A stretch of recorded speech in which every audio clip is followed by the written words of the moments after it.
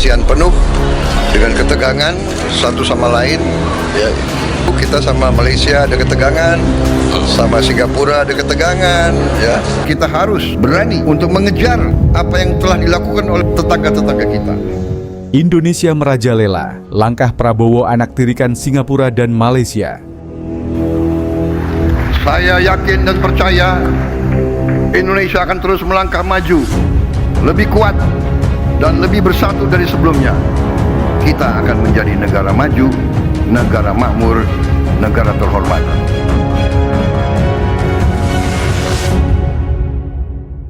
Kalian mau ganteng kayak pemain timnas ini? Langsung klik link di bawah ini ya. Cuma 60 ribuan aja.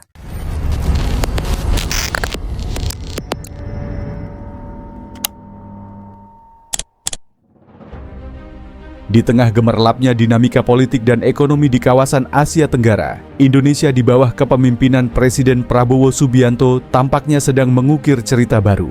Salah satu langkah besar yang diambil oleh Prabowo adalah menghentikan ekspor sumber daya alam dan energi ke negara-negara tetangga, khususnya Singapura dan Malaysia. Kebijakan ini bukan cuma jadi perbincangan di dalam negeri, tapi juga bikin gelombang besar di luar, terutama bagi dua negara tetangga itu. ASEAN penuh dengan ketegangan satu sama lain. Ya, kita ingat dulu kita sama Malaysia ada ketegangan, sama Singapura ada ketegangan. Ya, tapi sekarang kawasan Asia Tenggara mungkin yang paling aman dan tentram di dunia. Ya. Dan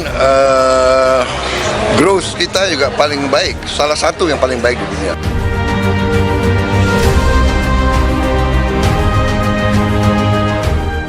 Prabowo punya alasan kuat di balik langkah ini.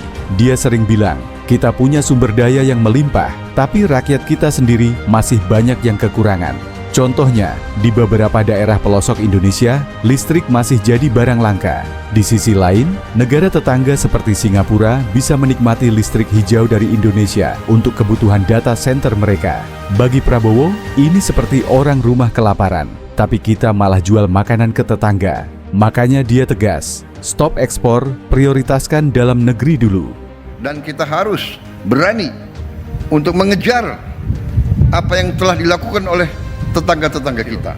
Karena tujuan kita adalah membangun kesejahteraan untuk seluruh rakyat Indonesia.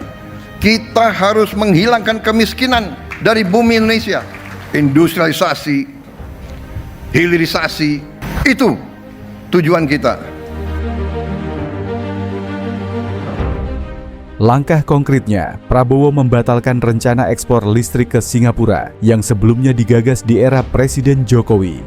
Tapi, Prabowo bilang, tunggu dulu, kita urus kebutuhan sendiri dulu.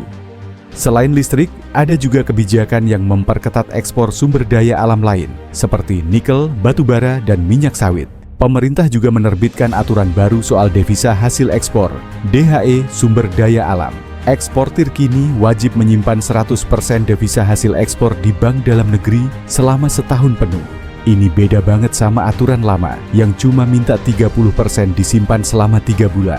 Langkah ini jelas bikin negara tetangga yang biasa impor dari Indonesia harus mikir ulang strategi mereka. Saya yakin dan percaya Indonesia akan terus melangkah maju, lebih kuat dan lebih bersatu dari sebelumnya. Dengan keyakinan ini, mari kita bergerak bersama, bersatu dalam tujuan, teguh dalam tekad, dan yakin bahwa pencapaian terbesar Indonesia masih ada di depan kita. Kita akan menjadi negara maju, negara makmur, negara terhormat. Singapura, negara kecil tapi maju, selama ini jadi salah satu pelanggan setia sumber daya Indonesia. Dengan luas wilayah cuma 728 km persegi dan gak punya sumber daya alam unggulan, Singapura sangat bergantung pada impor, termasuk dari Indonesia. Salah satu yang paling kena dampak dari kebijakan Prabowo adalah rencana ekspor listrik. Singapura punya ambisi besar jadi pusat teknologi dunia, terutama lewat data center yang mendukung raksasa seperti Microsoft dan Amazon. data center ini butuh listrik dalam jumlah besar dan mereka penginnya listrik hijau yang ramah lingkungan. Nah, Indonesia dengan potensi energi surya dan hidro yang melimpah awalnya jadi harapan mereka. Tapi begitu Prabowo bilang stop, Singapura langsung kebingungan.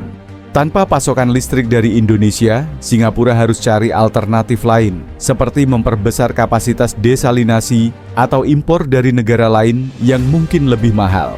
Ini jelas bikin biaya operasional mereka membengkak. Belum lagi, hubungan diplomatik yang sempat tegang karena ancaman Malaysia soal pasokan air ke Singapura di masa lalu, kini makin rumit dengan penolakan dari Indonesia. Singapura jadi seperti anak tiri yang kehilangan perhatian dari kakak besar di ASEAN. Selain listrik, Singapura juga impor banyak komoditas lain dari Indonesia, seperti minyak sawit untuk industri makanan dan kosmetik mereka. Kalau ekspor ini terus dibatasi, harga barang di Singapura bisa melonjak dan daya saing mereka di pasar global bisa terganggu. Wajar kalau ada yang bilang Singapura mulai terpuruk gara-gara langkah Prabowo.